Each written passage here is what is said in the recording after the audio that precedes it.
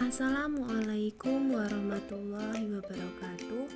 Anak-anakku solih-solihah kelas 7.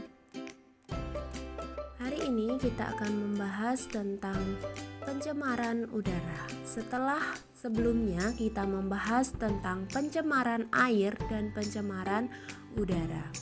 Nah, kita ketahui bahwa udara adalah komponen yang terpenting bagi makhluk hidup. Bagaimana jika udara yang kita hirup itu tercemar? Ya.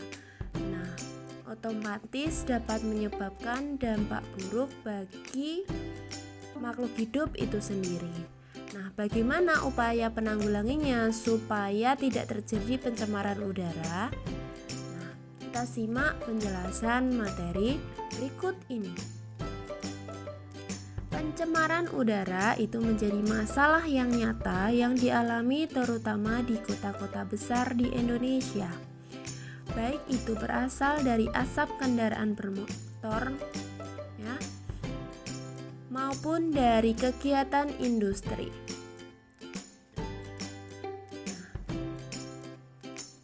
Pencemaran udara adalah kondisi di mana udara itu mengandung senyawa-senyawa kimia atau substansi fisik maupun biologi yang dapat memberikan dampak buruk bagi kesehatan maupun lingkungan tempat tinggal makhluk hidup.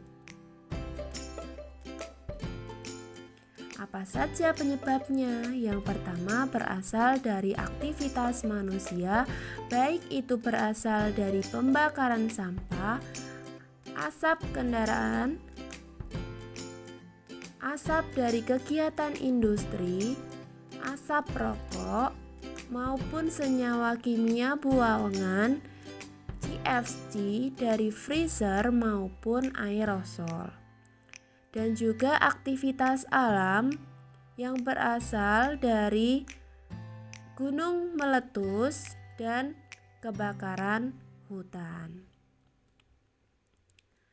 Nah, apa saja dampaknya? Nah, dampak dari pencemaran udara itu berdampak bagi kesehatan. Bisa menyebabkan ISPA atau infeksi pernafasan akut, diantaranya asma, bronkitis, dan gangguan pernafasan lainnya. Juga bisa menyebabkan hujan asam. Nah, jika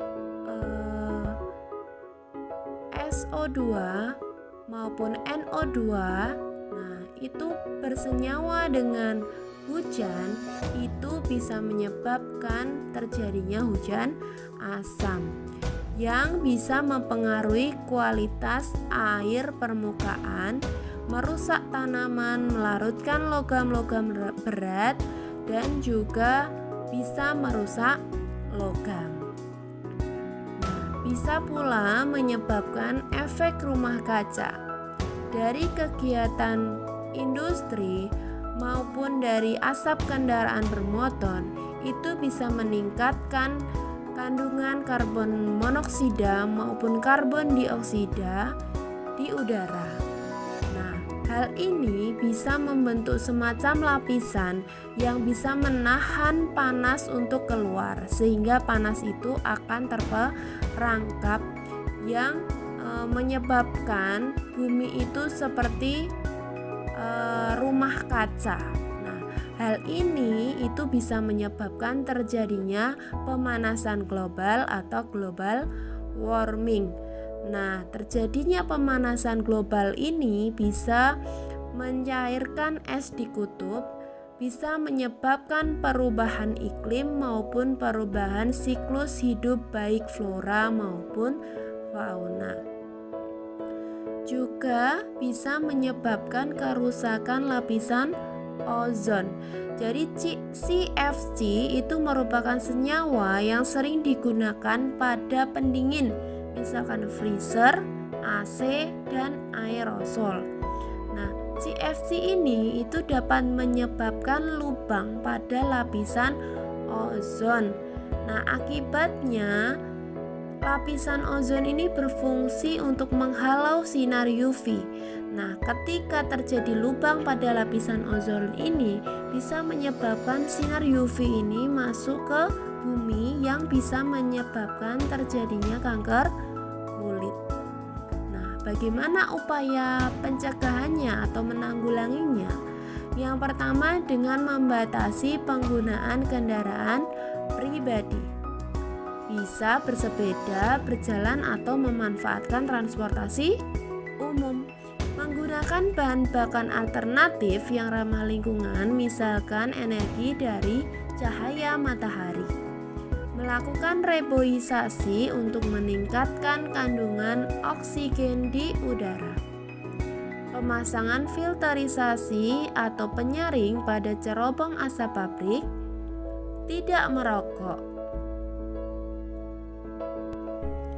Bagaimana upaya pencegahannya? Bisa pula dengan mengurangi atau menghentikan semua penggunaan CFC yang bisa menyebabkan kerusakan ozon. Dapat melakukan pembuatan taman kota dan tidak melakukan penebangan dan pembakaran hutan. Demikian penjelasan materi dari Ustazah, semoga bermanfaat. Kurang lebihnya mohon maaf ya. Wassalamualaikum warahmatullahi wabarakatuh.